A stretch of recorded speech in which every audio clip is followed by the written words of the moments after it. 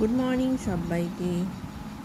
তো চায়ের সঙ্গে দুধ নিয়েও বসে গেছি। চা খাওয়ার পর 1 কাপ করে দুধ। মেয়ের আমার এই যে দুধ চা খাওয়ার অভ্যেস ছিল, কিন্তু অসুস্থের পর লিকার চা ধরে নিয়েছি। লিকার চাই চলে এখন, কিন্তু মন খুব চাই দুধ চা। দুধ আর চাটাকে আলাদা করে নিয়েছি, এই মিক্স করে খেয়ে নেবো দুধ চা।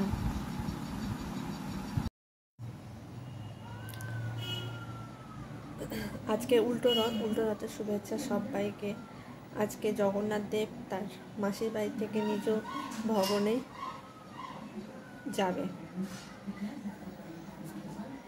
সোজা রথ উল্টো রথ মানে মেলা, পাঁপড় ভাজা, জিলেপি। বেশি উল্টো রথেই যাওয়া হয়, কিন্তু মানে সোজা রথেই যাওয়া হয়, উল্টো রথে যাওয়া হয় না।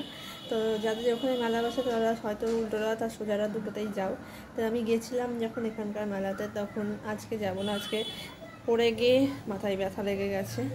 তো সেলাইটা যে কতটা ব্যথা হবে তাও বলতে পারছি না। আর আজকে কাজকর্ম করতে একদম ইচ্ছে করছে না, জানি না কেন। আজকে সকালবেলাতে উঠে কাজকর্ম সারতে গিয়ে বালতি নিয়ে দুমপটাশ হয়ে গেছি। আর এত ব্যথা হয়েছে, মাথাটাও কেটে গেছে, তাই জন্য আর ইচ্ছে করছে না কিছু। তাই একটু রেস্টই করব, আর কিছু না। মেয়েও বইপত্র নিয়ে বসেছে, কারণ দেখতে দেখতে এক্সামও এসে যাচ্ছে। আর আজকে ওয়েদারটা, কালকে যা বৃষ্টি হয়েছে ভাবলাম যে আজকে আবার বৃষ্টি হবে কি না, তার জন্য কিন্তু বৃষ্টি হচ্ছে না। রোদ উঠেছে, বাইরে খুব রোদ উঠেছে। আর জগন্নাথ বলরাম সমুদ্রের মানে এটা তো আমাদের 4 ধামের এক ধাম। পুরী হচ্ছে আমাদের 4 ধামের এক ধাম। তো যেখানেই থাক দর্শন করে তো মন সত্যি শান্তি হয়ে যায়। জয় জগন্নাথ সবাইকে।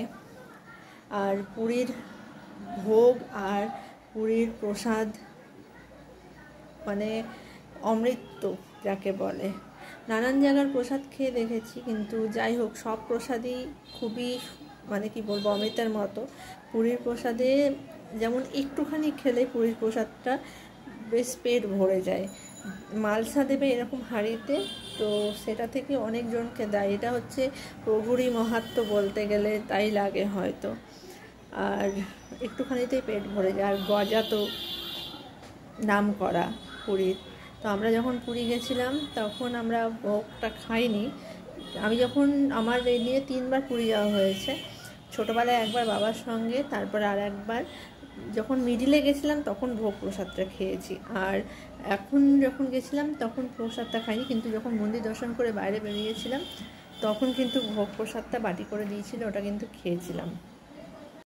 বেশ কী বলবো, বললাম তো অমৃত লাগে খেতে গেলে। আর অন্যান্য জায়গাতে প্রসাদ যেমন তারাপীঠের মালসা ভোগ খেয়েছি, অন্যান্য জায়গাতে ভোগ খেয়েছি, মানে খেয়েও শান্তি। তারাপীঠে তো সম্পূর্ণ মাছ দিয়ে মায়ের ভোগ হয়।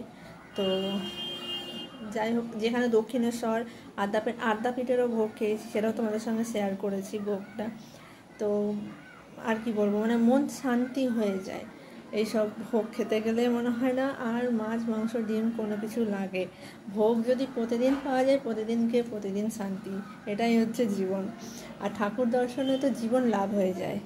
ভগবান তোমাদের সবার মঙ্গল করুক। সঙ্গে আমি এইটুকুনি প্রার্থনা করি, সবার ভালো করুক, সবার মঙ্গল করুক, ছোট বড় সবাই যাতে একটু হ্যাপি থাকে। কারণ 2-3 দিনকার জীবন নিয়ে আমাদের এখানে আসা, কর্মও এখানে, আমাদের হাসি খুশি ভালো থাকা, পাপ পুণ্যও এখানে। তাই যা করব আমরা কিন্তু এখান থেকে সব কিছু নিয়ে ওপরে বাসস্থান করব। আমরা আজ আছি কাল নেই। আমি ভেবে পাই না মানুষ এত হিংসা নিয়ে চলে কি করে। আজকে রাস্তা বেরোলে যে আমরা বাড়ি ফিরবো সেটাও কিন্তু নয়। ভগবান কখন কোনটা লিখে রাখে সেটা কিন্তু বলা যায় না। তেমন টাকা পয়সা সম্পত্তিও কার কখন দেয় কার কখন কেড়ে নেয় বলা যায় না। তাই দুটো নিজের জন্য সঞ্চয় করো, দুটো ভালো ব্যবহার মানুষের জন্য রাখো, এইটুকুনি, আর কিছু না। আর একটা জিনিস তোমাদের সঙ্গে শেয়ার না করে পেলাম না। আমরা যারা এখন পড়াশোনা করছি, মানে আমরা যারা পড়াশোনা করেছি স্কুল লাইফে সব কিছুতে, তখন কিন্তু আমাদের কোনো সাইকেল বা কন্যাশ্রী রূপশ্রী এগুলো কিন্তু ছিল না। আমাদের সামান্য রেজিস্ট্রেশনটাই হতো। আর আমার মেয়েদের এখন রেজিস্ট্রেশন, কন্যাশ্রী, রূপশ্রী, সাইকেল এ নিয়ে কিন্তু মানে অনেক কিছু পাচ্ছে তারা। যাই হোক, সরকার দিচ্ছে, এটাই সবথেকে বড় জিনিস, কতজনই পায়। কিন্তু একটা জিনিস খুব ভালো লাগে, গরিবরা যারা টিফিন না নিয়ে যেতে পারতো তারা কিন্তু মিড ডে মিলটা খেতে পারে।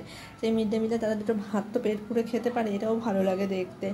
আগে নাহলে আমাদের টিফিন নিয়ে যেতে হতো, টিফিন বানিয়ে খেতে হতো, এটাই।